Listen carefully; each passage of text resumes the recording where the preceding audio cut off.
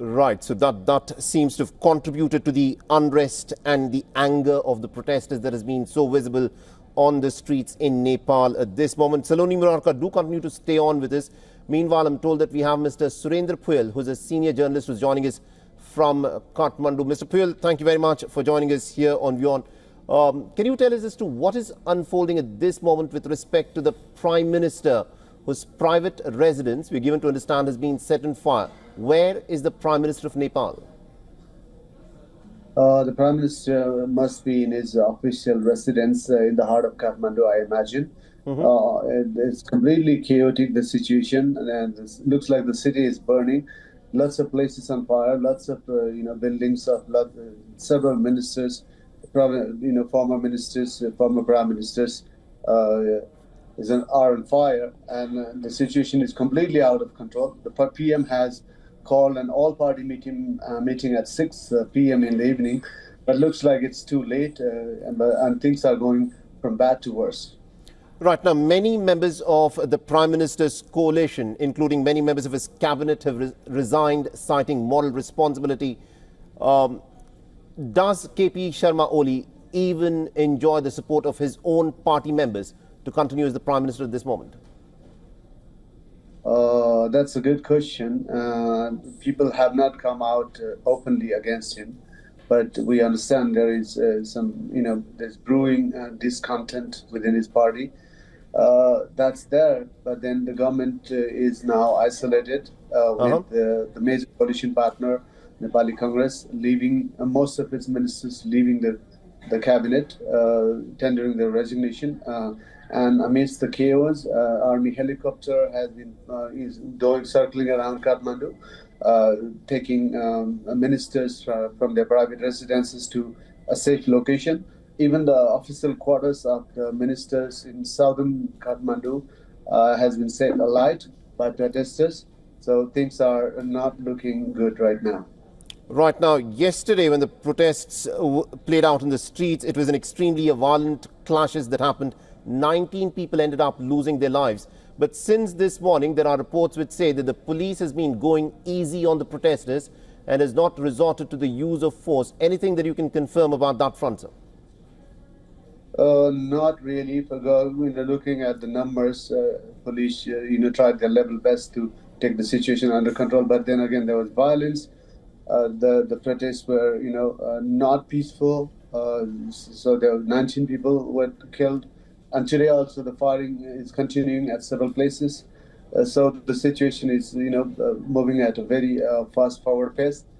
Things are not looking good. Looks like it is another bad day in Nepal. There's complete anarchy. Right, there is complete anarchy is how you're describing this. Now, the straw that broke the camel's back was in fact this ban on many of these social media networks within Nepal because they were not complying in the timeline that the government had put them to register themselves with the authority in Nepal. Why do you think KP Sharma Oli was trying to get these social media sites to register? What was he unhappy about with the content that was circulating on these social media sites? Yeah, that's like, from where we are now, that's like going back. Actually, the Nepalese government repeatedly asked the social media tech companies to, get themselves registered, appoint their grievance officers in Nepal, but then nobody, paid heed. It fell on deaf ears, and the government was forced to do so. That's what it was said. But then it has been lifted now, and all social media channels are like back up and running. And then people are just, busy uploading the disturbing images that are being recreated today. And things, as I see now, are just, getting from bad to worse. Right. Things are getting bad to worse. Yeah, go ahead, make your point. Yeah, quite traumatizing scenes. It's like quite disturbing. Several, public property. Buildings are being destroyed. An entire neighborhood looks like is on fire right outside the parliament, things are just absolutely horrible. I mean, it's difficult to describe. It's absolutely unprecedented. It's unprecedented. Now, it is the Gen Z, it is the younger generation that is at the forefront of these protests. How do you view these protests, Mr. Puel? Is this something which is very organically that is erupted, or are there other political factors who are trying to back these protesters that are at play here? Nothing is confirmed, but the government spokesperson yesterday pointed out that there is some infiltration from different vested interest groups. Just 6 months ago, we remember there was a big protest in favor of monarchy. So probably more pro-monarchy forces are at play. The opposition parties not happy with Oli. There's former Maoist party. I don't know. It's really difficult to corroborate and investigate and find out. But yeah, everyone is that who is unhappy is like out on the street doing their things. And also, KP Sharma Oli is an old, seasoned politician, and he's been in power for quite some time, in and out of power for quite some time in Nepal. Do you think he did not see the anger that was brewing within the people of Nepal? How do you think a protest of this magnitude has suddenly exploded onto the streets of Nepal? I think it's partly to blame with the short-sightedness, lack of intelligence, maybe a bit of foolhardiness. It's really difficult to say, but then the damage has been done, and there's no point going back. I mean, I think the focus now it should be on how to fix things. Set the record straight, how to fix things up, and get Nepal back on track. All right. Mr. Puel, thank you very much indeed for joining us from Kathmandu and getting us all those insights there. Things are very fluid and dynamic and changing every minute. This is what the scene looks like at this moment in Nepal, where the private residence of KP Sharma Oli, the Prime Minister of Nepal, has been set on fire. The residence of the President of Nepal has also been set on fire, is what is being reported. There are many protesters who have set fire to many of these ties. They have apparently blocked the road to the airport where my colleague Saloni Murarka at this moment is. And the expectation is that some of these political leaders in Nepal may try and flee from the country. To prevent that from happening, the protesters, we're given to understand, have completely surrounded the airport premises. They don't want their political leaders to just flee and not be held accountable for what the public seems to be extremely angry with. My colleague Saloni Murarka has sent us this report from the airport in Nepal. Take a look as to what's unfolding there. The situation has escalated in the capital, Kathmandu. Protesters have gathered around the parliament building. This is the main gate that you see behind me, is the main gate of the Federal Parliament of Nepal. The protesters and the police clashed. The police fired tear gases. The other side hurled the stones on the police officials. Now they have just gathered around in front of the main parliament gate. These young people want change in the Nepal's government system.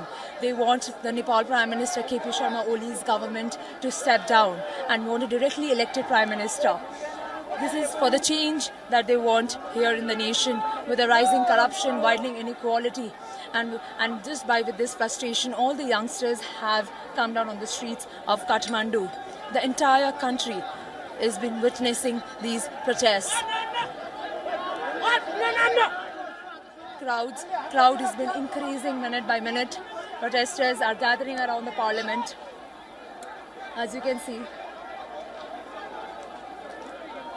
police officials, APF, Nepal army have been deployed, and not only outside the premises but inside as well.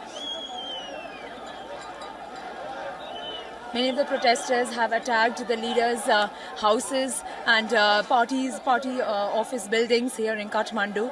I'm reporting from Kathmandu, Nepal. I'm Saloni Murarka for WION. And also, Mr. Jagdishore Pandey, who is an editor of The Diplomat in Nepal, has reacted about the ongoing situation in the country. Listen to what he has said, what he has to say. In Nepal's democratic history, yesterday, Nepal received a massacre from its own government. The KP Sharma Oli-led government killed its 19 people who are young and from the Gen Z generation. And the Gen Z generation, they came to road because the government, because of the government corruption, as well as the government banned 26 social media which people are using day by day. So, against the outrage of the social media closing, as well as the corruption and the corrupt political leadership for 30 years, the Nepali change generation came over to protest that. But the government led by KP Sharma Oli massacred 19 innocent people. After that, the coalition partner from the Congress, there was a Home Minister Ramesh Lekhov. He resigned, as well as the other minister from Congress are also planning to resign, and they are also considering to pull out their support from the Oli government. But the Oli, who is leading this government, who killed 19 innocent people, and there are more than 400 people are injured around the country. And the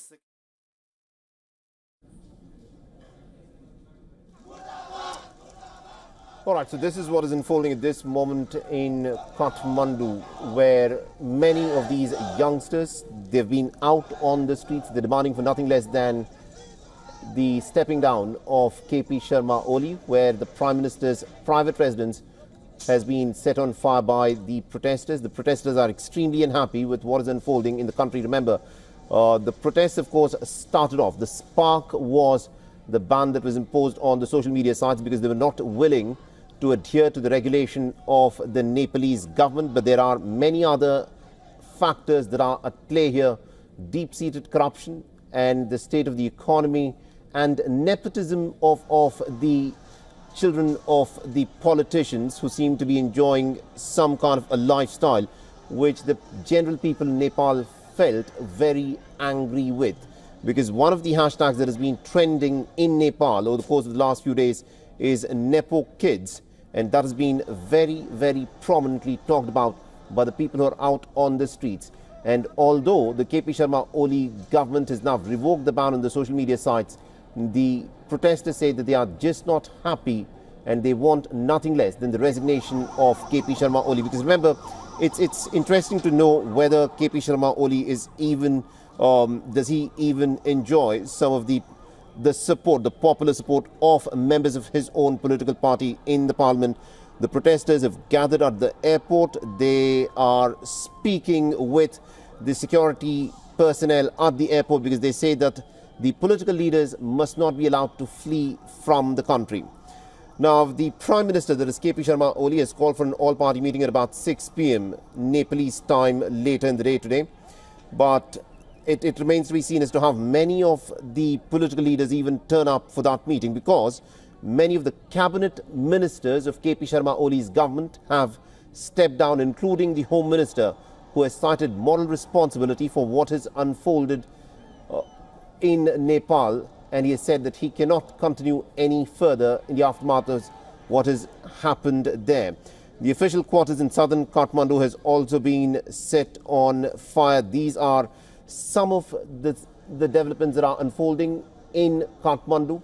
And since this morning, these are reports where the police has been apparently going easy on the protesters, unlike what happened yesterday, where 19 of the protesters were killed in clashes with the police.